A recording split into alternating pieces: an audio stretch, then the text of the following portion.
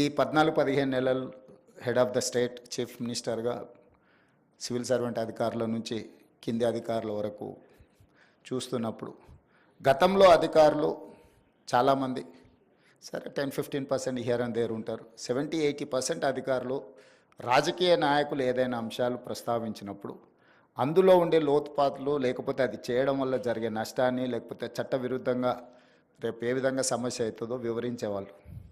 నాయకులను ఎన్లైటన్ చేసేవాళ్ళు. సార్ ఇది చేయడం వల్ల వచ్చే పరిణామాలు ఈ విధంగా ఉంటాయి, మనం ఈ రకంగా చేస్తే ఏదో ఒక రోజైనా అది ప్రజలకు కానీ రాష్ట్రానికి కానీ మీకైనా ఇబ్బంది అవుతుంది అని వివరించేవాళ్ళు.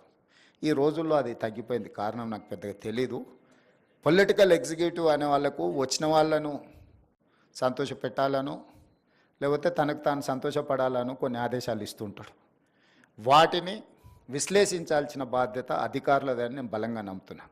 సెక్రటేరియట్ బిజినెస్ రూల్స్లో ఒక మినిస్టర్కి కానీ ఒక చీఫ్ మినిస్టర్కి కానీ ఒక వ్యవస్థని ఇచ్చేదే మాకు అందులో అనుభవాలు ఉంటాయని కాదు.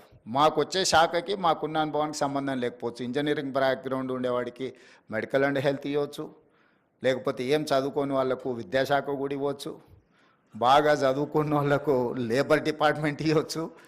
పొలిటికల్ ఎగ్జిక్యూటివ్కి ఇచ్చే జాబ్కి వాళ్ళు చదువుకున్న బ్యాక్గ్రౌండ్కి ఏం సంబంధం ఉండదు, లేదా వాళ్ళు వచ్చిన నేపథ్యానికి కూడా ఏం సంబంధం ఉండదు. అందుకే మాకు అవగాహన కల్పించడానికి, నిర్ణయాలు చేయడానికి, హెల్ప్ ఇన్ హ్యాండ్ ఉండడానికే సెక్రటేరియట్ బిజినెస్ రూల్స్ ప్రకారం మాకు అధికారులు అనిస్తారు. ఆ అధికారులు ఏ ఫైల్ వచ్చినా ఫైల్ నోట్ ప్రిపేర్ చేయడమే కాకుండా మాకు వివరించాలి. కానీ ఇవాళ రేపు అదేం లేదు. మేము ఒక తప్పు చేయమంటే ఒకటెందుకు సార్ 3 చేద్దాం, ఒకేసారి బాగుంటుంది, బలంగా ఉంటుంది, మళ్ళీ ఎందుకు, మళ్ళీ రేపు కొత్తగా 3 చేయొచ్చు అన్నట్టుగా నేను అధికారులను చూస్తున్నా. ఇది సమాజానికి మంచిది కాదు.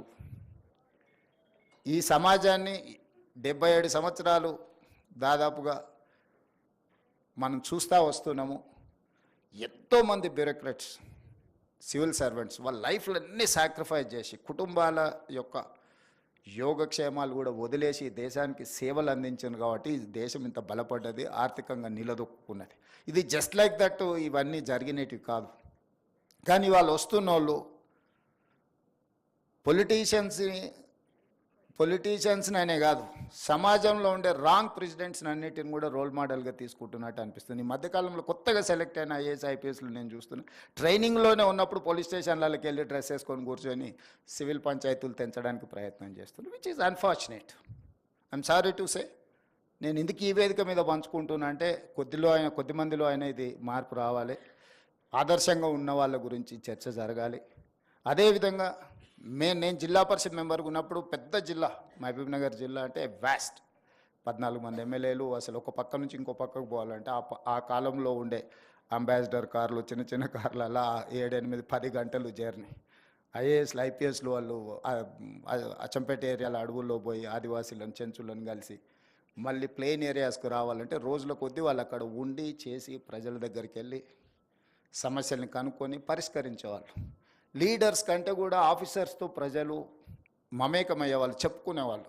అరే మేము కలెక్టర్ దగ్గరికి వెళ్తే మా ప్రాబ్లం సాల్వ్ అయిందని, లేకపోతే కలెక్టర్ మా దగ్గరకు వచ్చిండు, లేకపోతే మా గూడెంకి వచ్చి కలెక్టర్ గారు కూర్చొని మా సమస్యలు ఉన్నాడని గొప్పగా చెప్పుకునేవాళ్ళు. ఇప్పుడు నేను ఎలక్టెడ్ రిప్రజెంటేటివ్ అయినాక మారుమూల ప్రాంతాలకు వెళ్ళినప్పుడు, సార్ 30 సంవత్సరాల క్రితం సో కలెక్టర్ మా ఊరు వచ్చి మా సమస్యను విన్నాడు సార్, మా సమస్యను పరిష్కరించిన. ఈరోజు పదే నేను ఇన్స్ట్రక్షన్ ఇస్తున్నా. I told my chief secretary to record there service book, field మీద పొమ్మని. అసలు ఏసీ రూముల్లో నుంచి బయటకు వెళ్ళడానికే హెసిటేట్ చేస్తున్నారు ఆఫీసర్లు. మరి నాకు తెలియదు, మరి ఏసీ అనేది ఏమన్నా జబ్బేమో. ప్రజల దగ్గరికి వెళ్ళినప్పుడు అంటే ఒక ఐఏఎస్ కానీ ఐపీఎస్ కానీ డిస్ట్రిక్ట్స్ను హోల్డ్ చేసినప్పుడు వచ్చిన ఎక్స్పీరియన్సే రిచ్ ఎక్స్పీరియన్స్. ఆ తర్వాత మొత్తం ఒకరి తర్వాత ఒకరు పంపించే మనం ఫైళ్ళు చూడడమే తప్ప సెక్రటరీ లెవెల్కి వచ్చారంటే, సెక్రటేరియట్ లెవెల్కి వచ్చారంటే they don't get to chance to interact a common man or any other person. So కింద వాళ్ళు ఎప్పుడైతే కింది లెవెల్లో దొరగారు ఉన్నారు, ఇక్కడ ఐపీఎస్లు సెలెక్ట్ అయినా వాళ్ళు కానిస్టేబుల్ నుంచి వాళ్ళని డ్యూటీ ఒక్కొక్క స్టెప్ నైట్ డ్యూటీ నుంచి, లేకపోతే పెట్రోలింగ్ డ్యూటీ నుంచి సైకిల్ మీద పోయి నేర్చుకునే నుంచి ఐపీఎస్లకు ట్రైనింగ్ ఇచ్చి వాళ్ళు ఏంటంటే గ్రౌండ్ స్టాఫ్ లేకపోతే ఫీల్డ్ స్టాఫ్లో ఉండే సాధక బాధలతో పాటు నిర్ణయాలు కూడా ఏ రకంగా చేయాలనో వాళ్ళందరికీ కూడా ఒక ట్రైనింగ్ ఇచ్చి ఉండేవాళ్ళు. కానీ ఇప్పుడు అసలు మరి సిస్టమ్ ఎడిపోతుందో నాకైతే తెలియట్లేదు, కానీ I'm not happy for that.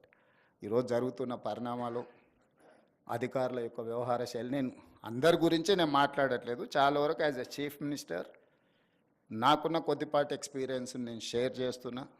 అధికారుల ఆలోచనలో విధానంలో మార్పు రావాలి.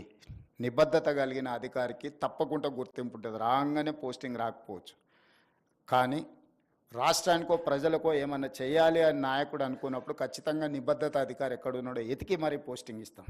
ఎందుకంటే మేము పర్ఫామ్ చేయాలంటే మేము డైరెక్ట్గా పర్ఫామ్ చేయడానికి ఏమి ఉండదు. My officer has to perform, then only I can say something. నేను ఏమైనా పాలసీ డెసిషన్ చేయగలం యాజ్ ఎ పొలిటికల్ ఎగ్జిక్యూటివ్, కానీ ఇంప్లిమెంట్ చేయాల్సిన వ్యవస్థ మొత్తం ఎగ్జిక్యూటివ్ ఆఫీసర్స్దే. వాళ్ళే మమ్మల్ని ఎన్లైటన్ చేయాల్సింది, మాకు అవగాహన కల్పించాల్సింది, అన్ని సబ్జెక్టులలో ఏ సబ్జెక్టులో ఏముంటుంది, ఏం చేస్తే ఏమవుద్దని అవగాహన కల్పించాల్సింది అధికారులదే బాధ్యత. అలా చెయ్యాలనే అధికారులను కోరుకుంటూ, గోపాలకృష్ణ నాయుడు గారు లాంటి సీనియర్, దాదాపుగా first prime minister to present prime minister వరకు వారి అనుభవాలు ఇతర అధికారులు నేర్చుకోవాల్సిన అవసరం ఉన్నది.